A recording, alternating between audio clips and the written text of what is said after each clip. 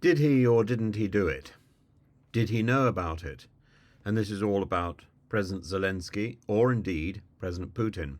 In September 2022, the Nordstream pipelines, this critical infrastructure connecting Russia to Germany, was severely damaged in what may be described as one of the most significant sabotage operations in recent history.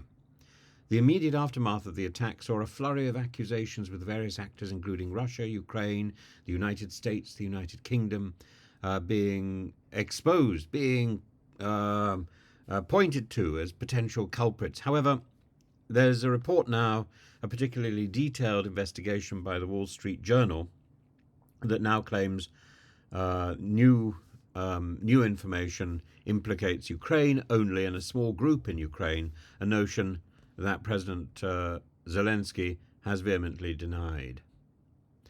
Following the explosions, Ukraine quickly blamed Russia, with Ukrainian presidential advisor Mikhailo Podolyak labeling the incident as a terrorist attack orchestrated by Moscow to destabilize Europe ahead of the winter. This narrative aligned with Ukraine's position that Russia used energy supplies as a tool for political and economic coercion, which indeed it had done in the past, demonstrably. Fact. The broader context of the attack, however, especially the strategic importance of the Nord Stream pipelines to Russia and to the Russian economy, cast doubt on this assertion. The pipelines were not only a source of revenue, but also a geopolitical lever for Russia, making it counterintuitive, it would appear, for Moscow to destroy its own asset. And that is the main argument against the idea that Russia was responsible. Recent revelations from the Wall Street Journal suggest that a small group of Ukrainian military personnel and civilians, with the tacit approval of Zelenskyy, were responsible for the attack. And according to the report, the operation was planned during a period of heightened patriotism and involved a rented yacht, the Andromeda, from which the saboteurs planted explosives on the seabed. Now, the group reportedly acted independently with private funding and some level of coordination with Ukrainian military officials. And this narrative challenges the initial blame placed on Russia and introduces a more complex layer of intrigue. The Wall Street Journal report suggests that the attack was seen as legitimate military action by Ukraine aimed at disrupting Russia's economic lifeline. However, it raises significant questions about the strategic wisdom of this operation. Not only did the attack damage Ukraine's relationship with Germany, a key ally, but it also risked escalating tensions within NATO, as the pipelines were considered critical infrastructure by the alliance. Dr. Hamid Khan, in a discussion on Russia Today, firmly dismissed the possibility of Russian involvement, citing the economic and strategic loss Russia would incur from such an action.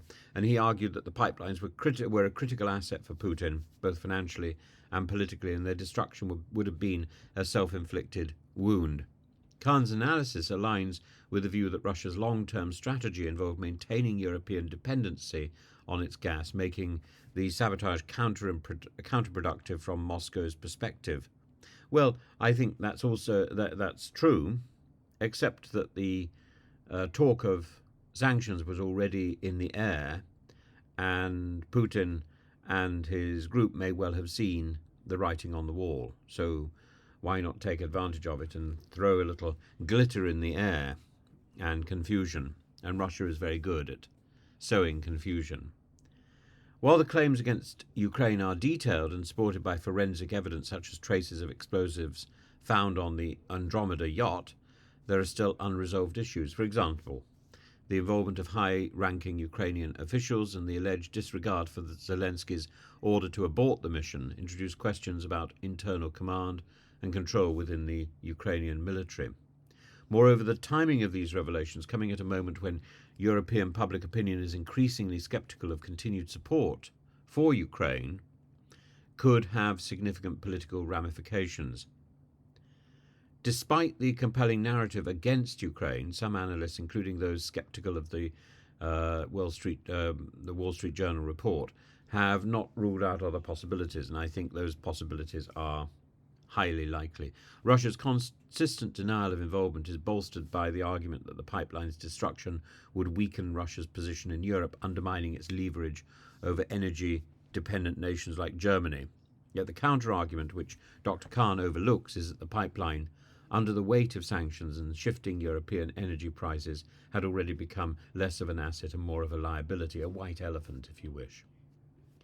The Nord Stream attack, therefore, remains one of the most enigmatic events of the ongoing conflict between Russia and Ukraine, and while recent reports now seem to implicate Ukraine, or at least independent actors within Ukraine, suggesting a reckless yet calculated operation aimed at weakening Russia's economic power, the broader implications for European security and NATO's unity are profound.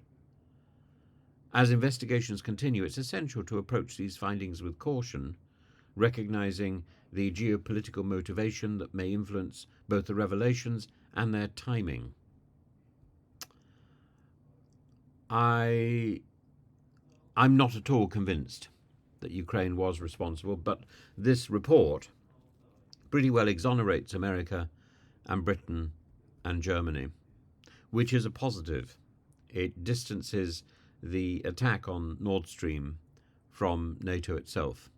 The narrative is far from settled, but as more details emerge, the true motivations and consequences of the Nord Stream sabotage will likely reshape the strategic landscape of Europe, the ongoing conflict in Ukraine, and the complexities of war often blur the lines between right and wrong, making it imperative to scrutinize each new piece of information with a critical eye, understanding the broader context in which these actions have occurred.